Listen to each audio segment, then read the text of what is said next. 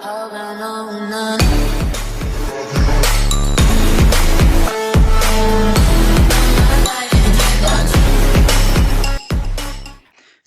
then welcome to a new episode at the Women's Bodybuilding Podcast and the next international podcast in English here in Germany.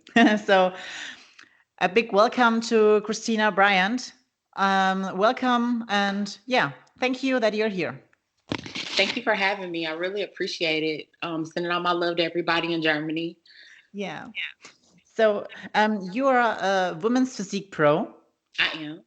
So, and you're actually competing and you are in prep, but just tell a little bit about you. Where are you, where you come from, and how and why you are starting with bodybuilding?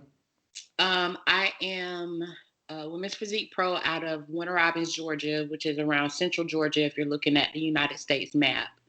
I started bodybuilding back in 2017 with my first show in the IFBB League, which is a natural organization here in the U.S. And I decided that, okay, well, I'm pretty good at this, so let's take a stab at the NPC. I did my first NPC show, which was the Lee Haney Games of 2017 there in Atlanta, Georgia. I took 4th place, and I knew genetically that I was gifted, and I just needed to figure out the right steps to take me to the next level to become pro.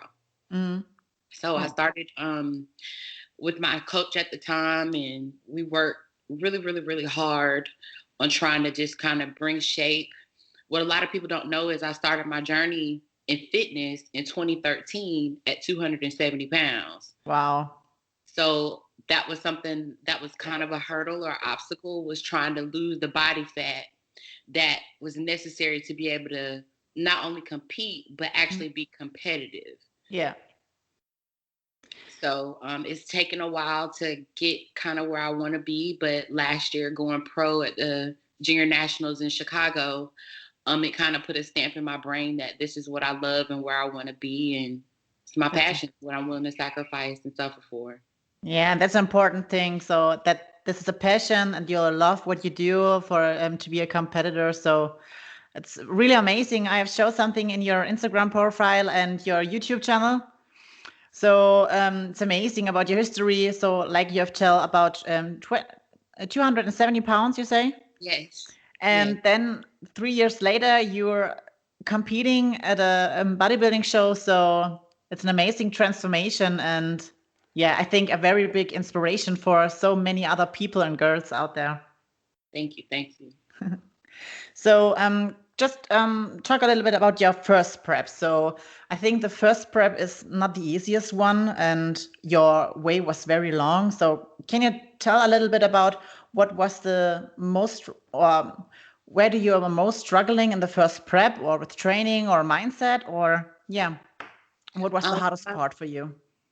The biggest struggle my first prep was getting closer to the show and knowing that I had the extra skin from having been such a heavy girl and trying to overcome that. Also staying strict to my diet and learning what types of things work for me, how many carbs I could do, the fats I could do, could I do any of that at all? It did require me to really stay strict to my diet. Okay. So you're saying just the struggling to eat clean. So do you have any struggles in your first prep to eat out of the plan? So do you have some thoughts about food who you don't have to eat, or how do you get with foods who are not on your diet plan? So I would clear out my kitchen. You know, we have things in our cupboards and in our cabinets that aren't, prep friendly. So I would go in and clean out everything that I had there in the house, just so it wasn't any temptation there, It was important to me to stay straight and to stick to a goal and a plan, because I had gotten so far, from 270 down to trying to become a competitor, that I didn't want to risk setting myself back. So I did everything I could to eliminate any temptation at all. I would make sure that my foods were always prepped wherever I Yeah. traveled while I was on the road.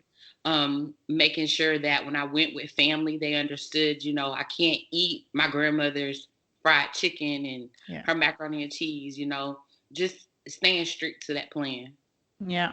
Of course. That's the important thing, to eat strict on the plan and the prep. So, and actually, you are 3 weeks out. Yes. Three Yes. weeks We're out from your actually, next. let's see, I got a countdown here on my phone. Oh I yeah. created, and my countdown says I'm officially 16 days away. Ah. Okay. And what competition is this? The Chicago Pro. Chicago Um, Pro. yeah, they initially had it there in Chicago and ended up changing it to Atlanta, Georgia, Yeah. just to be able to accommodate everything with coronavirus going on. Yeah. Yeah.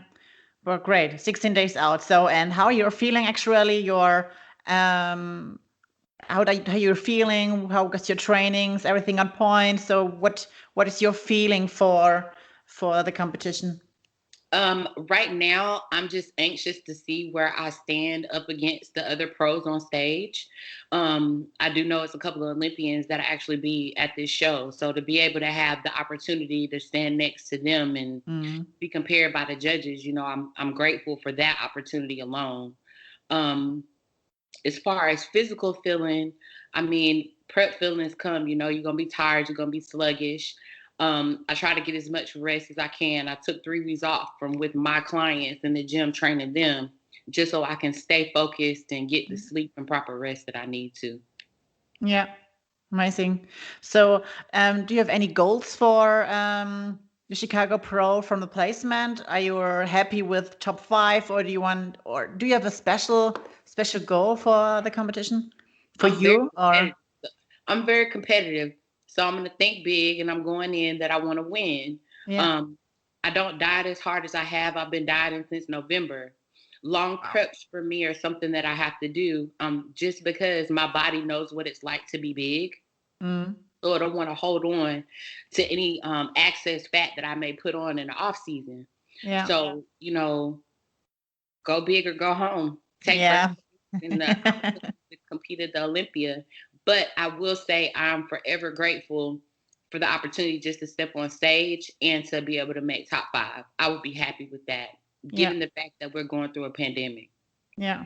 Okay, great. So I'm the only way that you're saying you have the goal to be the winner and to take the first place, but every other thing is maybe okay. So if you have doing everything that you have to do in your prep, you have to do your training, your cardio, everything that yourself can do for this competition. So, and the other thing else on the competition is something from the judges. So Right. You can't control the way the judges are going to judge and how the cards are going to fall.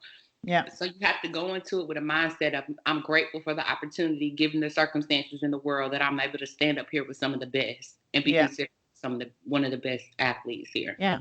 Like you're saying, there are so many pros that are competing at the Olympia and you are standing next to them. So I think that is a very big honor to just stand beside them and to pose. And I think that's a big inspiration Most for definitely. yourself. Yeah. Most definitely. So in your actually prep or definitely from your rest days, how many rest days are you having per week? Or do Um, you have any rest days? I do normally when I get closer to a show, I'll take a full rest day where I don't lift at all, but I still maintain my cardio 7 days a week. And Mhm. that's not something I'm required to do. It's just something that I choose to do, you know.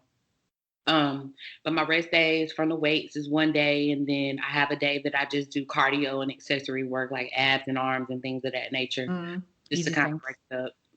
Okay. And do you anything to for your recovery too at your rest days, like a massage or extra more sleep Yes, or physio? yes, I make sure that I at least get a massage once every week or 2 weeks, and I also make sure I get enough sleep. I make sure that I turn off every electronic device that I have on those days, just so I'm not interrupted and I'm really getting the rest that I should be getting. Because it's Yeah. so hard not to find ourselves with our cell phones scrolling and on our other social media platforms. Mm. But I'm just thankful that I have the mindset of being able to shut the whole world out and do what I need to do to be my best. Yeah, just doing your job. So great. So, and then from your training, just to talk a little bit, what, and how do you training? So, do you have a special split, or do you train like how you feel? So, what do you? I've kind of created my own split that I follow throughout the week. Like on Monday and Tuesdays, on Mondays is chest, glutes, and quads. Mhm. Tuesday is back and biceps. Wednesday, which is today, here in Georgia, I'll be doing shoulders and also hitting triceps and a little Mm. bit of glutes too. That's been my main focus this prep. So I try to hit glutes as much as I can, especially getting closer to a show. Okay. Hmm. So you're training chest and legs, or chest and glutes together. So this works Hmm. good for you. It does. It works good for me. Breaking it up. I always separate my leg days and isolate hamstrings, glutes, and quads. Mm. That's the only way I've been able to see the development in my legs and the separation that the judges need. Yeah. But normally I'll get up in the morning, I'll drink my coffee, do my meditation, I'll go do my fasted cardio. Then I'll come back home, eat breakfast, Yeah. lay down, take a nap, or either do my homework because I am in school. And then I get back up around this time, around 12, 1 o'clock, eat, and go train for the Yeah. second part of the day. And then Great. at night, I do my night cardio right before bed. Yeah. Night cardio. So you're doing twice per Cardio day twice a cardio. day. Okay. Uh-huh. And how long? 20 minutes of hit in the mornings Okay. normally. And then I'll do 20 to 30 minutes on the treadmill of walking at night. Okay. So steady state, easy cardio. Uh-huh. Okay. Wow. So, do you reduce the cardio till you come near to a show, Um, or? since I have a new coach, it's just however he decides to plan it out. He kind of keeps me guessing, which I like because I learn more that way. So it's whatever he says. Right now, this whole entire prep, I haven't had to do over 50 minutes of cardio. Mm, But that's because I've been staying strict to my cardio that I'm supposed to be doing and also to my diet. yeah. I think people tend to forget that, you know, you can't shortchange yourself and think that you're going to hit all the targets and the marks. Yeah. You have to stay on point. Oh If yes. not, and you deviate from the plan, it's so easy for your body to change on you, Oh yes. especially this close to a show. Yeah. It's important that you leave your routines and do everything every day exactly like the same. So Yep. do you? So in 3 weeks, the next competition is. So are you do have any or what is your goal after the Chicago Pro? Or do you what are your goals for the next years or for the next competition? So, of course, um, if I win Chicago, Yeah, then that would be my ticket into the Olympia. So I'd be prepping for Olympia. yeah, But placing top five, I'm gonna take a much needed off season mm, and mental break. I think what people don't understand is as a competitor, especially at the pro level, we're so I gotta do this, I gotta do that, I gotta stay on this, that we forget that there's life outside of bodybuilding yeah, and having that balance in life is required. So I'll finish up with school. I've been putting myself back in the workforce in the job market and spending time with my family because I've literally cut my time with them kind of down for yeah. almost a year. So you're saying you need a little break, just out for the mindset. So do you have struggles in the diet, or right now in the prep from the mindset that you want to break up, or think you're not good enough, or something like that, or where are your do you have any problems within the mindset with in the diet, or more in your off season? More so in my off season, when I'm in prep, I try to keep good energy around me, good spirits around me, and motivational things. I read books. Right now, I'm reading The Champion's Mindset, Oh yeah, which is by Jim Affermau. And it just kind of gives me the idea of what Olympians and other highly qualified trained athletes do to prepare for top competitions and top seasons. Yeah. So keeping that positive energy during prep kind of keeps me motivated and keeps me from having self-doubt. Yeah. You know, you can't, like we talked about before, you can't control what the judges do. But as long as you know you brought your best, you did your best, and you did Yeah. everything to hit each mark Yeah. along the way, then you can't question where you stand. What? Yeah. Yeah, of course. You know? Exactly. But Yeah. off season, I tend to I can get a little hard on myself because we do put on a little weight, you know. So, and it's healthy. I want every competitor to know that you can't stay lean all year round and be Yeah. healthy. Especially for women. So, Exactly. Exactly. So taking that time to bring a little normalcy back into my diet and into my weight is something that's important to me. You need that mental break. Your body is going through so much stress when you're prepping for a show. So yeah. taking time off is what I'm Yeah. looking forward to. Absolutely. So, okay, cool. Great story. So, in your prep, do you have any daily habits? What are you Um, doing exactly like the same? Like you're talking, you're standing up, you do your cardio, I'm going to do your schoolwork. So, do you have any special habits? What are you doing exactly every day? Who are very important for you in your daily life? meditation and prayer, Yeah. something that's really big for me. Um, like I said, that energy, you need that positivity along the way. So get up in the morning, I do my meditation, I read, I'll say my prayers for the day, and then I'll start my day. Um, if I have to, I'll write affirmations down on a sticky note, stick them on my mirror. So when I wake up, I'm looking at, you're beautiful, you're great, you're going to be successful, you're going to be an Olympian, those things, you speak life into yourself. Yeah. They help a lot. That's beautiful. That's very important, of course. I think that these are things, like you're saying, you're on the mirror or on the door, who's standing, you're beautiful, you're great, you can do this, you're a champion, and yeah, like all these little things. I think many people and many girls just to know that this is important and to bring this to their own life. Yes, for sure, for sure. Um, it's so many stereotypes out there in the world of what a woman should look like. So Yeah, being able to tell women you look good at a heavier size or you look good at yeah, being bodybuilding competition ready, be happy with who you are and who you choose to be. If you yeah. can look at yourself in the mirror and be satisfied with that person you got reflecting back at you, Mm, that's what's most important. yeah. Anything else is irrelevant. Of course, exactly. So you're just talk a little bit about your daily habits. So you say that you're doing daily meditation. Are you doing this since the beginning of bodybuilding of your competition time, or do you integrate this since this prep? So This prep, that's yeah, something that my coach, Brandon Ray, asked me when we first got together to come up with a plan for me to compete this year. yeah, He asked me, do I meditate? And at first I didn't, I would just get up and hit the ground running.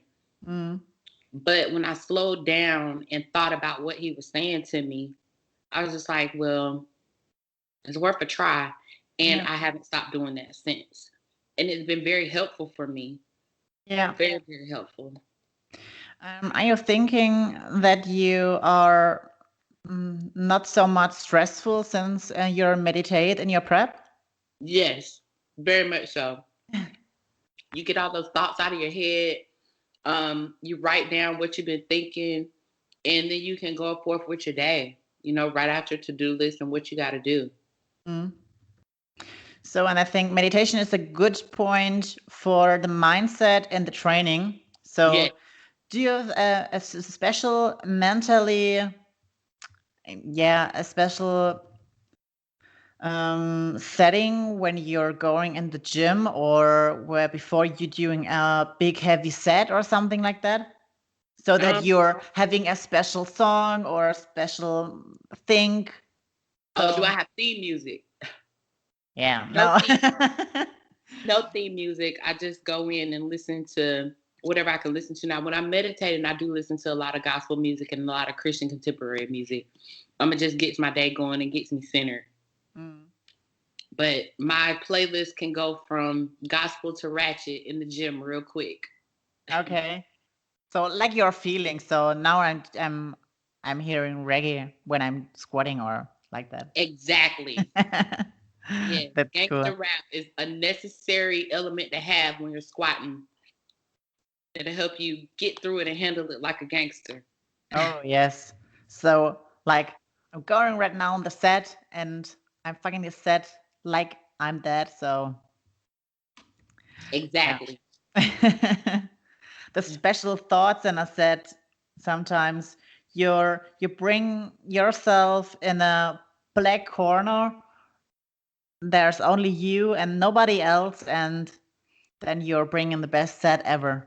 Exactly. And it also helps with mind to muscle connection, taking your time, Of slowing your course. pace down. I found my times listening to slow music when I'm doing legs too, because it'll Yeah. slow your tempo down and get that mind to muscle connection to where it needs to be. Yeah, of course. My muscle connection needs a lot of time. Yes. Sometimes years, Yeah. especially for a beginner. Mm-hmm. So, if you are by the theme from training, do you have any, some muscle groups? Do you since your last show, could you or your coach saying so these things like your back or like you're saying your glutes, you have to work more on it? Yes, my glutes. Also, I wanted to make sure that my upper body was on point as well. I Mm. am very, very leg dominant, very quad heavy. So, and I'm an X frame.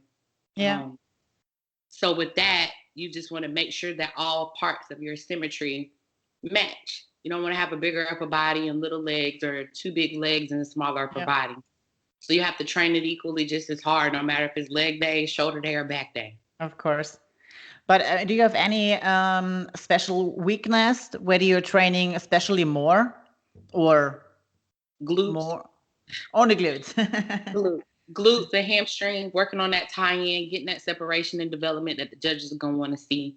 I Yeah, think that a lot of women tend to have that problem, yeah, and I think a lot of them are also fearful to go heavy, which I don't want any woman listening to this podcast to think that it's a bad thing to lift heavy weights, especially with the way that I'm built. I'm 5'2".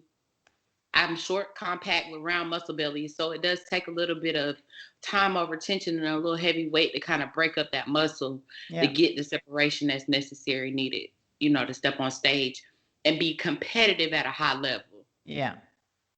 So, and like you're saying, and the glutes and the hamstrings are free. This is something, if you are very hard and right to the bone, like you, it looks a lot different on the backside if your glutes and your hamstrings are free. So that makes so much from your placement, I think. It Yeah. does. It does, when you're standing next to someone who's taking the time to put in that extra effort, Yeah. it shows, and it's not going to be fun. You got to Yeah. embrace the suck. You got to understand it's going to hurt. You're going to have sore days. But once you get that through your mind to accept those feelings, then it's easy peasy after that. You go in and handle your business and get on out. Yeah. Of course. So I have another question. Sometimes I get some questions from Instagram or to some other YouTube podcasts from me. So, but I think this question will be very good here too. What is the difference to your first diet to now?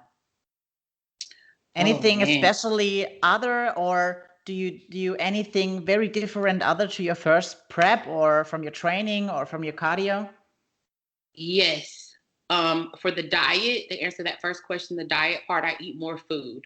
Mm, What people have to understand and realize is the more muscle mass that you put on, the more you have to feed it. yeah, A lot of coaches I've learned, they tend to want to starve the athlete to try to get that dialed in look and that dieted look. And really, they're hurting the athlete more so. yeah, But when you have the proper nutrition specifically meant for you and your macronutrients as a competitor, it works wonders, and it's amazing. From my diet with my first prep, we had to take out a lot of things and just put me on a portion control structured diet.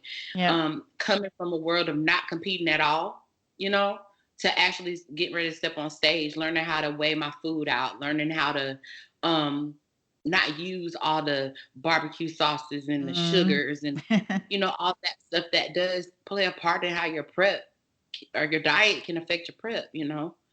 Now, over the past, let's see, I've done 1, 2, 3, 5. This will be my 6th show.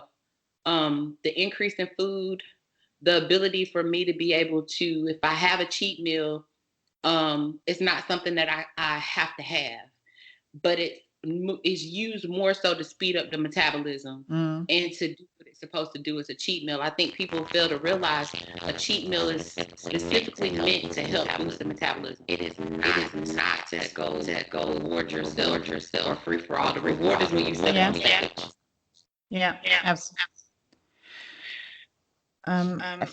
Right now, I don't hear you. I only hearing myself. I can hear you. Yes. Oh, okay, right. Get now. Okay. So it sounds like a little bit different. So, yeah, sometimes it's necessary that you have a refeed or not very a cheat meal, but sometimes it's very important to have a refeed if you need it, but Correct. clean. I like how you said that. It is necessary for a refeed, and it doesn't mean you go eat junk on a refeed day. Some days your coach might be feeling generous and want to give you a burger and fries. He might want to say, go have a slice of pizza or have a small little sweet treat. A refeed also may mean increase your carbs for that day, increase your sweet potato amount, increase your rice amount, increase your oats amount. That's what a refeed would be. In my world, my cheat meals right now, I think I can count on one hand how many cheat meals I've been given, but I've also had enough food in my diet to where I'm not hungry or I'm not starving. That's so important in my water intake. I think people slip up with that. Right now, the closer I've got to a show, I can say this is the first. I'm up to 3 gallons of water a day. I've never in my life drank that much water. But my body's desiring and thirsty for it. So when it works, why not? Exactly. While I'm able to have water, drink it. Also to know that it's not required to have to pull water.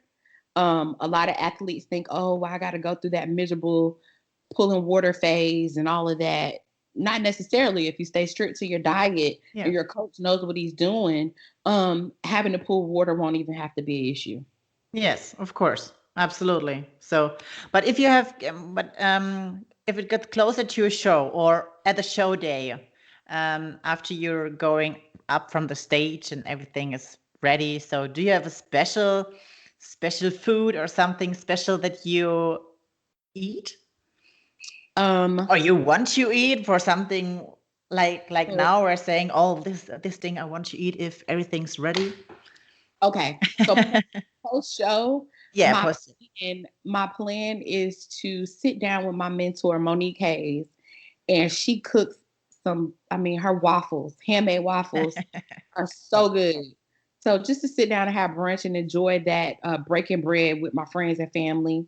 I'll probably end up getting a burger and fries the night before. It just depends on what's going on. My coach is flying in 2 days prior to the show, which I'm really excited about. Wow. Because we've only chatted via FaceTime or over the phone.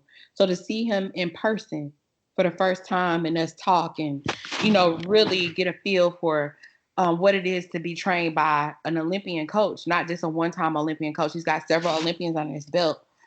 It feels good to know that he'll be there in my corner. Yeah, of course. Can you tell us where is your coach? My coach is located in LA. His name is Ray. Yes. Actually, he coached Mayla Ash, who just won at the New York Pro as women's bodybuilder. Mayla Lash is amazing. Mayla Lash is next. Not weeks, on Friday. She's on my podcast. Well, you have to tell her Christina says hello. Of course, I do that. Yeah, she's amazing. And she Absolutely. looks amazing. I think her transition from women's physique to women's bodybuilding was done just right. Her Yeah. femininity, everything is kept intact. I think a lot of women think when they see women's bodybuilding, oh, they look like men and things of that nature. No, when I think of women's bodybuilding, I think of Linda Murray and Carla Dunlap and Mayla. They're Yeah. beautiful. They're Absolutely. it's beautiful. Yeah. I talked in my podcast with Hele Trevino, Yes. and but this podcast is in German. So, but we talked about this thing that so many women and girls have the struggle to switch from physique to bodybuilding, because like that, what you're saying, they think they are too feminine and not big enough, or I don't know. But there are so many girls from women's physique who are competitive for women's bodybuilding. So like you, I think, I don't know if you have the goal to compete in the future in women's bodybuilding. So initially this season, before coronavirus, I was actually prepping for the Savannah Pro, which was a women's bodybuilding show. I actually was going to do women's bodybuilding. And my coach and I even became a Wings of Strength ambassador and everything, met Miss Alina and Jake Wood. And, me and my coach had a heart to heart before. He was just like, no, you're doing women's physique. You're not ready for women's bodybuilding. That was a hard pill for me to swallow because I had already started prepping and had worked so hard, but I hadn't worked hard enough. And my body genetically is just not ready for women's bodybuilding. So to be able to have that email conversation with Alina and let her know, hey, I don't think women's bodybuilding in 2020 is in the cards for me, but women's physique is. And I thank you guys for the opportunity for allowing me to become a Wings of Strength ambassador. And I look forward to becoming a women's bodybuilder competitor in 2021. And see where we go. So it'll be a fun, exciting thing to grow. Amazing. I'm looking forward to that. But I think that women didn't know where to go when women's bodybuilding was taken away. Oh And yes. desire to compete. So you have women's bodybuilder competitors who are literally oversizing and overpowering the women's physique girls. Yeah. And it's making it hard.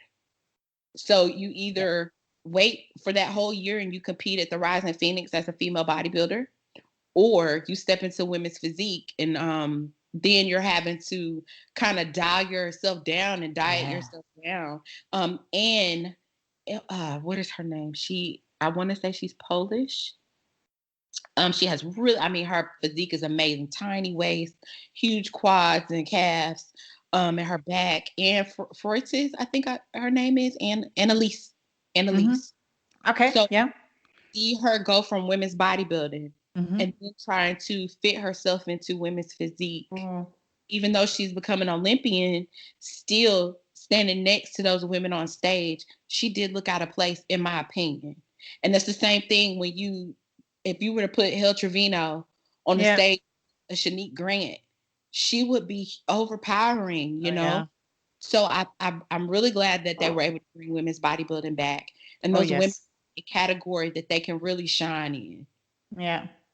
Yeah, I think it's very important that every woman have the opportunity to choose in which class they want to compete. And it's very grateful that women's bodybuilding is back for the competition. And I hope that in every other competition, like here in Europe, will be at every competition or Olympia amateur, that women's bodybuilding come back too. So I think it needs a little bit time, and then these classes will be back there too. I hope so. I hope so too. I hope it's here to stay for a long time. I think that it's really set itself up to par to where Yeah, people are excited and interested to see. And like I say, just to give that chance to those women to come back and shine in of the categories course. that they truly love and want to be in. And let's face it, Miss Ten Time is coming back. Iris Kyler. Yeah, that Who was is my next. excited about that? That this will be a very big battle, and I am very excited about the lineup. So Yes, yes, amazing. yes. What do you think? So Iris Kyle, I think Iris Kyle, it's she's 10 times Miss Olympia, so I don't think that she's done doing that. But what do you think? Like Haley Trevino and Iris Kyle are two very different people and very different shape. But do you have your favorite Miss O? It's hard because okay, so if I had to pick my favorite Miss O of all time, it would be Carla Dunlap. Old school classic. I love her look. Yeah. But we do know that bodybuilding has evolved and the women are bigger and they are more striated and more shapely. Oh yeah. Let's say it that way, the size. But if I had to go head to head between Iris Kyle and Hill Trevino, Hella is, I mean, she's beautiful. In my opinion, she has beautiful structure and shape and her femininity, but you cannot beat the conditioning that Iris Kyle brings to the stage. It's that hard. And to know that a woman, literally, she shut herself off of social media. Of course, she posts every now and again, but to shut out the whole world and drill in and focus.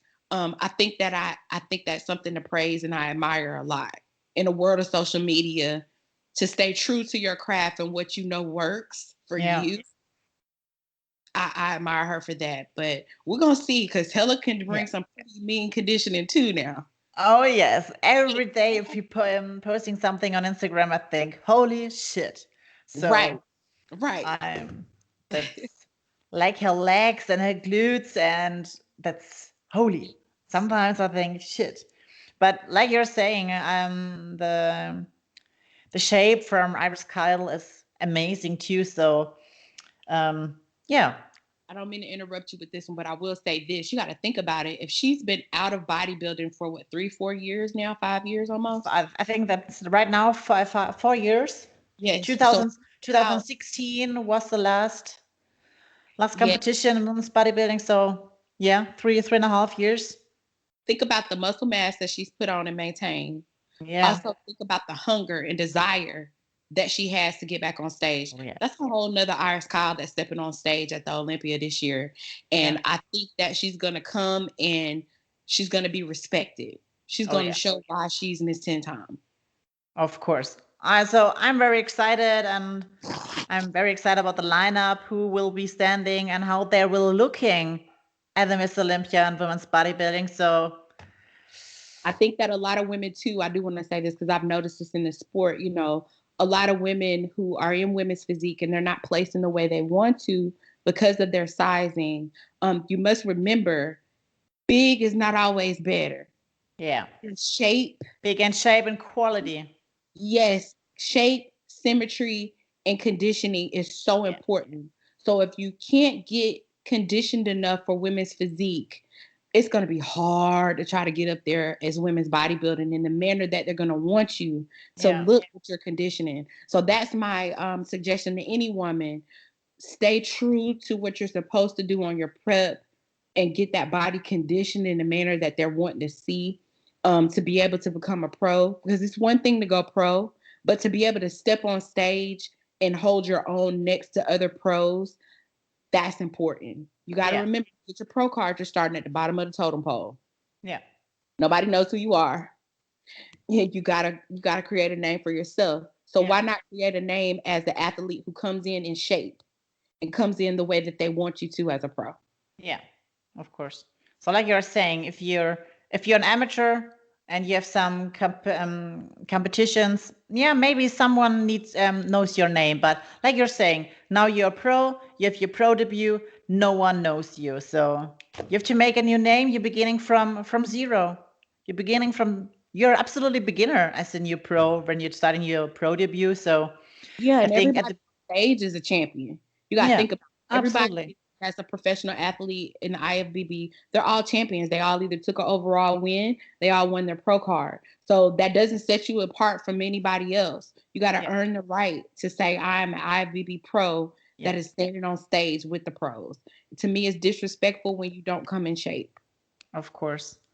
So I think your first year or the first time, if you win your pro card, since you're like your pro, like for you now, your first pro debut or your next pro shows, do you think it's for you easier to go on the prep for the competition before you come pro? This go round with this prep, because I've been prepping for so long. I'm kind of used to the feels, you know. The only thing now that I've gotten leaner is having to put a cushion in my car because I don't have any fat back there on my cheeks. So that's been the biggest deal. My feet, they hurt a little bit when I walk because I'm so lean. But I know that those feelings are going to come, so I try not to complain and I roll with it. And I'm already a hermit by nature as an only child, so keeping myself to myself during prep just kind of cuts down on any like frustration or anxiety that I may get from the outside world. I stay covered up a lot, even during the summer. Not because I'm trying to hide, but the attention that it brings, especially being in a small country town, people don't understand it and they'll stare. So in order for me not to bring that unwanted attention, especially when I'm kind of short tempered, the closer I get to a show, I just stay covered up and head down. So, like, what are you saying your family or your friends about that? What are you doing? With my family, you're watching.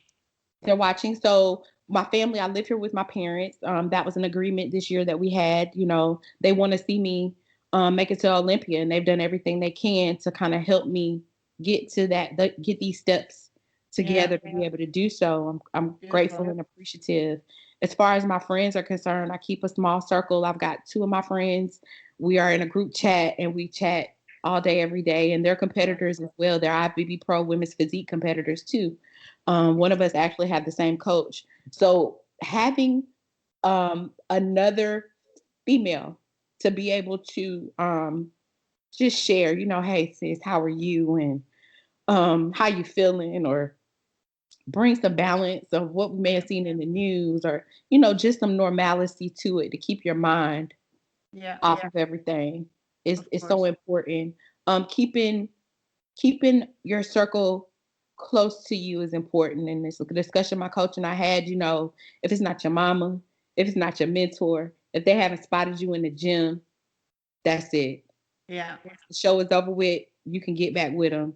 But until then, you keep doing what you're doing. That's another reason why I come off social media. The closer you focus on yourself. Exactly. The closer I get to a show, you know, this year alone, to see my social media grow and to see the popularity behind my name, at first it made me so anxious. But now I've learned to roll with the punches, you know, just as well as I do. There's people that are going to make comments and have opinions. Some of them are positive, some of them are negative. But, you know, I say if it's a negative comment, it's their problem, because I love me and I'm cool with me. And positivity. There's a lot of women who reach out to me in my inbox and say, because of you, I did this, or because of you, I didn't quit. And to know that I'm able to help another woman do that is important to me. Of course. Like you're saying, like your Instagram growing like your name. So you have your special, the Pretty Lifter. Yes. Right? Yes. So for all the people who are listening to this podcast, you have a YouTube channel from the Pretty Lifter with where you show a little bit about your training and talk a little bit about your training, and it's very cool videos. Short but very cool. So, like what were they calling conversation and top set, or good set and conversation. Believe it or not, a client of mine that I had in the gym, her husband is a producer of his own podcast and things of that nature here in the local area. And he met with me and was just like, I think your story is amazing, and I want to help you in any way I can to share your light to the world. So we don't meet up all the time because it's during his free time. But when we do, we try to record things and have conversations that will really help other women and other men in the community, you know, for them to know behind the scenes what bodybuilding looks like. Because I think people tend to only see the suits and the glitz and the hair and the makeup. But they don't see where you're sitting there carb depleted and struggling trying to get through your workout, you know, and trying to maintain your focus. Yeah. no one sees the hard part and all the hard work from the prep and the long way to a bodybuilding show. They only see, oh, you're in shape, you're looking beautiful, you're looking like a girl. But all the other things no one see and no one, yeah, no one thinks about that. They don't think about it at all. And Yeah. I think it's not fair for us not to show the good and the bad. Yeah. I'm gonna tell you the truth. I'm gonna be honest with everything when somebody asks me. I try to keep it as real as I can. That's the only way I know how to be. That's amazing, and that's very important. So it's like the podcast. I want to show in with international or German podcast with every pros and normal athletes, amateurs, just to talk and tell we women doing the same hard work like the men doing this. So If not harder, and girl. Some of us train harder than the men. harder, yes, of course. I also think we are training more and harder than any other man. Yep. So we have a lot more work to do sometimes. Right. Yeah. It's easier for men to drop weight. For us as women, we got to take into account our hormones, Yeah. other life anxiety struggles. We're human incubators. We're meant to give life. So there may be days we may hold water more than some other days. So being able to keep everything in line and a balance and not have the stress to increase your cortisol levels. Yeah. Cortisol will throw a prep off real quick if you're stressing. So trying to keep that down as a woman is very important. Of course, absolutely. So, but you're having a YouTube channel and you're in a Netflix series, right? So it's actually an Amazon documentary. On Amazon. Yeah. Got a friend of mine who's a producer out of LA, and he's also a journalist there for some of the entertainment television networks there in LA. And we went to college together. He had been following me on social media and was just like, hey, how do you feel about being a part of my Amazon Prime series? And I said, well, of course. So to be able to share my story of 270 pounds to chasing the opportunity to be an Olympian, I'm so forever grateful, and God is good. I have to watch this now. So you become inspired, yeah? Yep, season 2, episode 1. I think it's like $1.99 per episode or $2.99. If you're an Amazon Prime member already, you don't have to purchase. Great. So for everyone who's listening right now, who can or how we can find you actually YouTube for later after your competition on Instagram? Yes, I'll probably get back on social media in probably next week or so. Just because I've had a lot of people reach out and they've been worried and concerned. I'm fine, everybody. I promise you, I'm fine. It's just my way to bring peace into my life. But YouTube, you can find me at Christina the Pretty Lifter Bryant.